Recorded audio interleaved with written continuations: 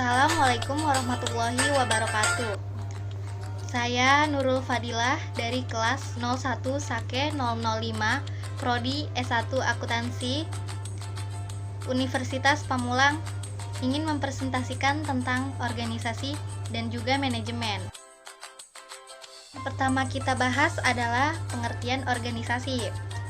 Organisasi adalah kelompok dua orang atau lebih yang ingin mencapai tujuannya. Karakteristik organisasi terdapat tujuan. Setiap organisasi pasti memiliki tujuan-tujuan tertentu, baik jangka pendek maupun jangka panjang. Yang kedua adalah kumpulan orang. Setiap organisasi pasti memiliki kumpulan orang, dua orang atau lebih. Yang ketiga adalah struktur. Struktur berfungsi agar melaksanakan tugas dengan baik. Yang keempat adalah sistem dan prosedur. Sistem dan prosedur adalah aturan yang ditetapkan dan dijalankan dengan komitmen. Kemudian ada manfaat organisasi bagi masyarakat. Yang pertama adalah organisasi mengubah kehidupan masyarakat. Organisasi mengubah kehidupan masyarakat adalah organisasi yang mengubah masyarakat menjadi lebih baik. Contoh, organisasi kesehatan. Mereka mengajak masyarakat untuk menerapkan pola hidup sehat. Yang kedua adalah organisasi sebagai penuntun pencapaian tujuan.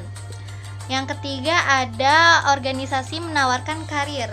Organisasi menawarkan karir adalah jika kita ingin menambah ilmu pengetahuan dan keterampilan, akan menawarkan karir yang lebih. Yang keempat ada organisasi sebagai cagar ilmu pengetahuan.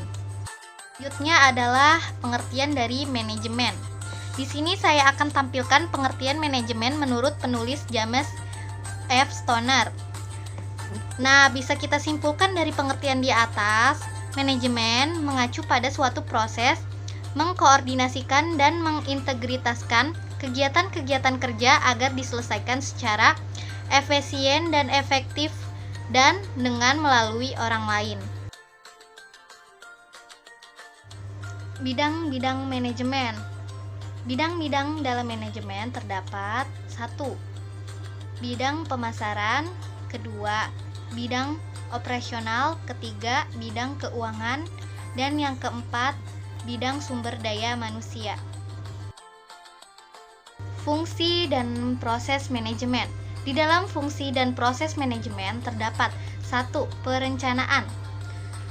Perencanaan adalah proses untuk menentukan tujuan dan sasaran yang ingin dicapai. Yang kedua adalah pengorganisasian.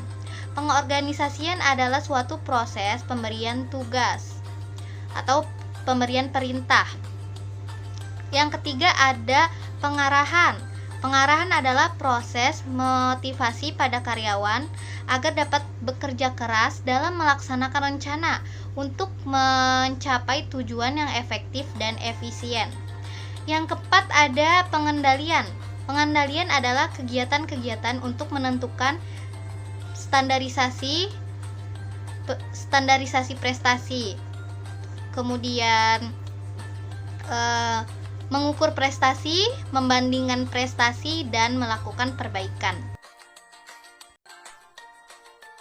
Tingkatan manajer dan tanggung jawabnya. Yang pertama ada top manager atau manajer puncak.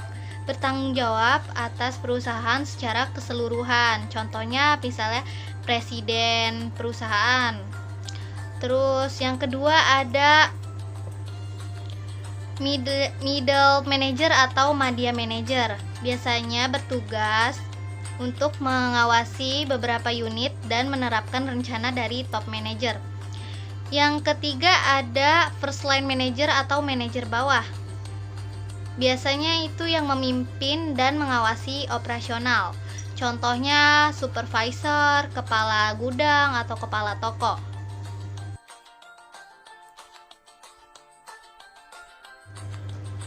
Tiga keterampilan yang harus dimiliki seorang manajer. Yang pertama ada keterampilan teknis. Contohnya gini, seorang akuntan, insinyur, ahli komputer, mereka adalah orang yang ahli teknis.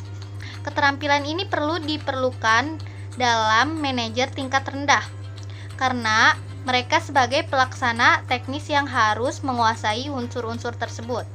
Yang kedua adalah keterampilan kemanusiaan atau human skill. Seorang manajer yang memiliki human skill yang baik akan mempunyai tingkat kewaspadaan yang tinggi, serta kemampuan untuk memahami perasaan orang lain. Jadi kita tidak semena-mena dengan bawahan meskipun kita seorang atasan. Yang ketiga ada keterampilan konseptual. Kemampuan melihat secara luas atau komprehensif, serta mampu memecahkan persoalan yang akan memberikan manfaat bagi mereka yang diperlukan.